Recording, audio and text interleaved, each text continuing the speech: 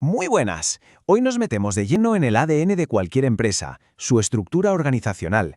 Pensemos que es como el esqueleto, esa parte invisible que define cómo funciona todo por dentro, cómo se toman las decisiones y, al final, cómo se consiguen los objetivos. Entender esto es de verdad fundamental para saber por qué unas empresas tienen éxito y otras, bueno, se quedan por el camino. Venga, vamos a la pregunta del millón. El gran reto para cualquier empresa. Da igual si es pequeña o un gigante. ¿Cómo consigues que 10, 100 o imagínate 10.000 personas trabajen a una, remando en la misma dirección? Pues la respuesta, como vamos a ver, está en tener la estructura correcta. Ese es el puzzle que vamos a resolver hoy. Aquí tenemos la hoja de ruta para este repaso. Primero, vamos a ver los cimientos, las piezas básicas de cualquier organización. Luego entraremos en el debate clásico, estructuras altas o planas. Después analizaremos dónde está el poder de verdad, si arriba o repartido. Seguiremos con los diseños más modernos, los más flexibles, y acabaremos con las claves para saber elegir la estructura que mejor funciona. Empezamos por la base, por los cimientos. En esta primera parte, vamos a explorar lo que sería el plano de la organización, descubriendo esas piezas clave que definen cómo se va a mover y a funcionar todo. Entonces, ¿qué es exactamente la estructura organizacional? Pues en pocas palabras, es el organigrama oficial, el mapa de la empresa. Es lo que define las reglas del juego, quién reporta a quién, cómo viaja la información y cómo se conectan los distintos equipos para que la maquinaria funcione. A ver, toda estructura se construye con 4 piezas clave. Primero, la jerarquía, que es la escalera de poder. Luego, la cadena de mando, que es el camino por el que bajan las órdenes. El ámbito de control nos dice cuánta gente tiene a su cargo un jefe. Y por último, la delegación, que es el arte de saber pasar tareas y autoridad a otros. Con estos 4 ingredientes se cocinan todos los tipos de organización. La jerarquía es la típica pirámide que a todos se nos viene a la cabeza, ¿verdad? Lo bueno es que las líneas de autoridad están súper claras y crea un sentimiento de equipo. La pega, pues que a veces puede ser demasiado rígida, poco flexible cuando las cosas cambian rápido.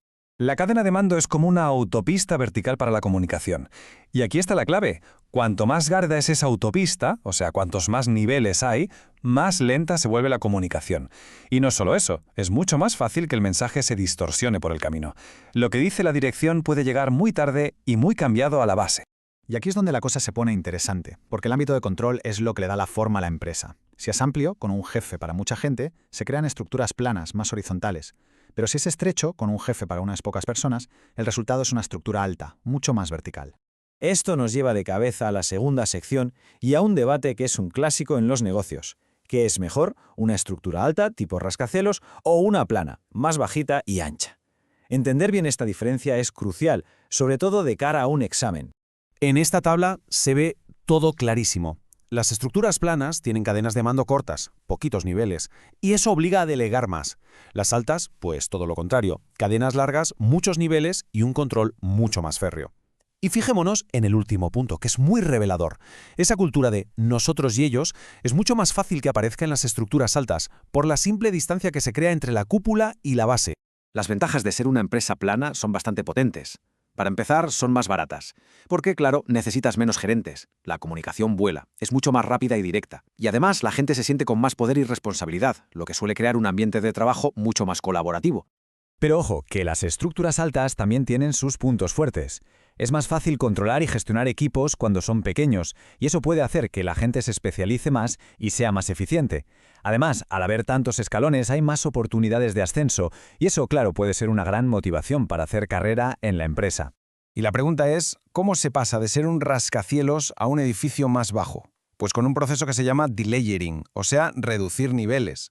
Básicamente consiste en coger la tijera y cortar capas de gerentes intermedios. El objetivo, pues muy claro, ahorrar costes, agilizar la comunicación y darle más autonomía a la gente que está en el día a día.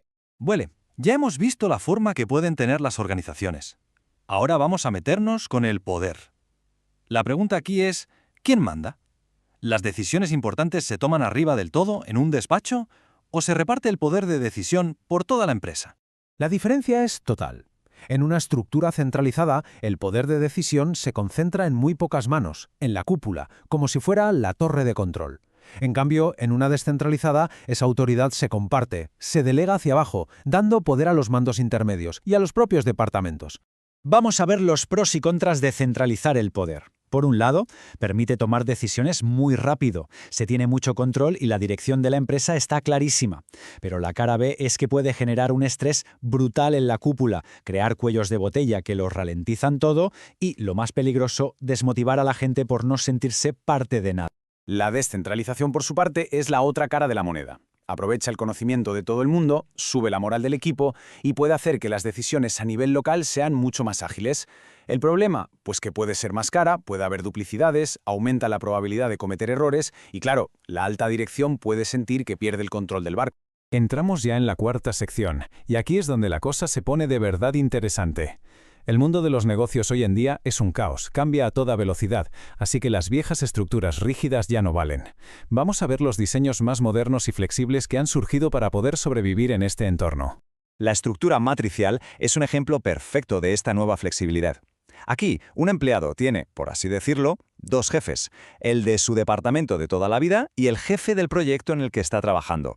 Esto es genial para romper barreras entre departamentos y fomentar la colaboración, aunque, claro, a veces puede crear conflictos de lealtad. Y si queremos ir un paso más allá en flexibilidad, tenemos la organización basada en proyectos. Aquí ya no hay departamentos fijos, la empresa entera se organiza por proyectos. Se crea un equipo de especialistas para una misión concreta y cuando se acaba, el equipo se disuelve y sus miembros pasan a otros proyectos. Esto se ve muchísimo en software, construcción o en el mundo del cine, por ejemplo. Ahora, un modelo que es fascinante, el de la organización Trébol de Charles Handy. Imaginemos un trébol de 3 hojas. La primera hoja es el núcleo profesional, la gente clave, los expertos a tiempo completo. La segunda es la fuerza de trabajo flexible, temporales, a tiempo parcial, gente que entra y sale según las necesidades. Y la tercera hoja son los trabajadores subcontratados, especialistas externos para tareas que no son el corazón del negocio. Muy bien, pues llegamos a la última sección y a la pregunta del millón.